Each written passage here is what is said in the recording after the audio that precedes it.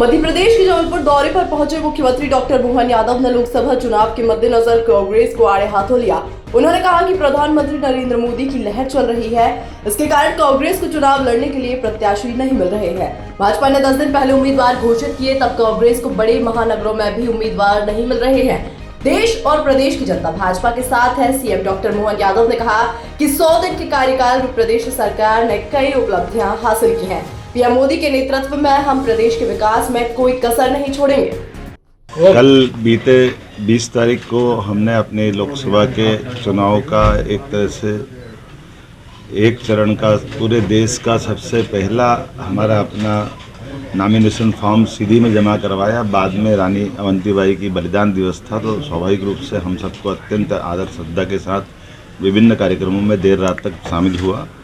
मुझे इस बात का संतोष है कि हमारा ये पूरा वीरों का क्षेत्र, खास करके गोंडवाना के काल से लगाकर उसके पूर्ववर्ती काल में, जिसने सदैव आज़ादी की अलग जगाई, और अभी वर्तमान में यशस्वी प्रधानमंत्री श्रीमान नरेंद्र मोदी जी के नेतृत्व में हमने अपनी नई शिक्षा नीति 2020 का भी जब प्रदेश में देश में सबसे पहले लागू किया, उसका परिणाम है कि हमारे सारे महापुरुषों को हमने पाठ्यक्रम में स्थान दिया।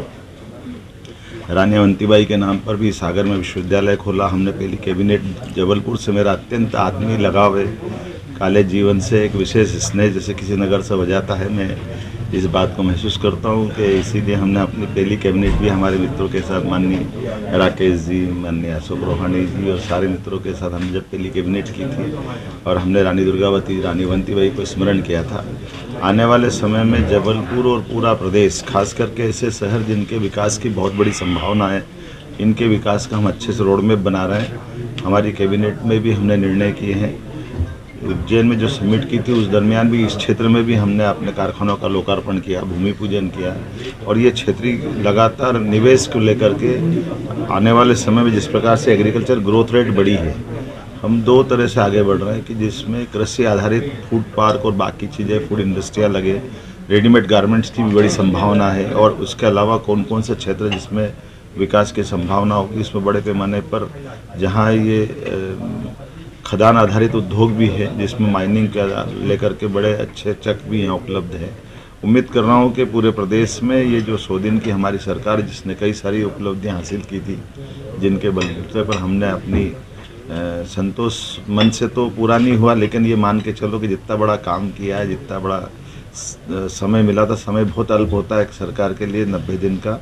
ऐसे में सरकार का गठन, मंत्रिमंडल का गठन, तमाम प्रकार की बदलाव के बावजूद भी हमें संतोष है। यशस्वी प्रधानमंत्री ने जो हम सबको मार्गदर्शन दिया, हम उनके नेतृत्व में इस चुनाव की तरफ बढ़ गए हैं, और जिस प्रकार से जनता का रिस्पांस मिल रहा है वो काबिले तारीफ है। निश्चित रूप से हमारे इस माननीय मोदी जी का जो लहर चल रही है, यही हालत है कि कांग्रेस को प्रत्याशी भी नहीं मिल पा रहा है।